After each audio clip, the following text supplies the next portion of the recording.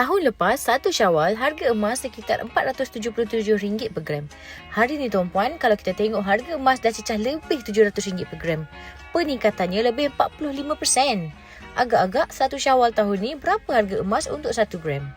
Kalau kita lihat angka kat sini pun, kita dah boleh nampak sebenarnya sangat berbaloi alihkan duit raya anak ke dalam bentuk simpanan emas.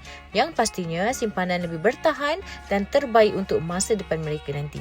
Bagi ibu bapa yang rancang nak simpan duit raya anak ke dalam bentuk emas, boleh bermula dengan akaun Gap Junior.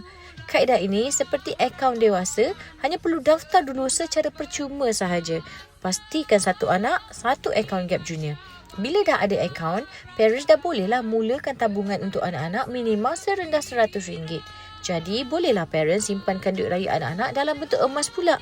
Pada parents yang nak mulakan simpanan emas untuk anak-anak, boleh isi beg biru atau rujuk pin video di profil saya. InsyaAllah saya guide sebaiknya.